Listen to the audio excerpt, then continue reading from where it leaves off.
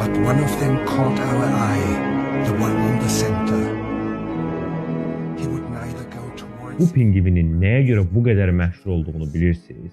Bəzən insan getdiyi yolda dayanıb, mən buraya aid deyiləm deyər. Qazancı, işi, hər şey olmasına baxmayaraq xoşbəxt olmaz və özünü güvəndə hiss etdiyi yerdən birdən-birə çıxıb getmək istəyər. Amma bunu öz məsuliyyətlərinə və bəzi problemlərə görə edə bilməz. Buradakı pingvin isə ağlı, şuuru olmamasına baxmayaraq tam da bunu edir və ya insanlar bunu anlayır. Qısacası bu pingvin öz instinktlərinin xaricinə çıxaraq döngünü qırır.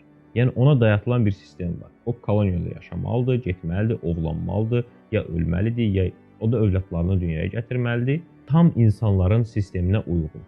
İnsanlar bu normal sistemdə özlərini bəzən sıxılmış, bəzən çətin vəziyyətdə hiss edə bilərlər. Amma yaşamaq üçün buna davam etməlidirlər. Bəzilərinin xəyalları o sistemin içində batıb gedir.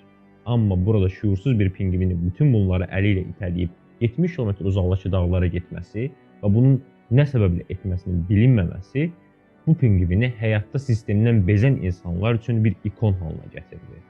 Buradakı məsələ pingvinin sonunda nəsə əldə etməsi deyil, bu qərara verə bilmə cəsarəti.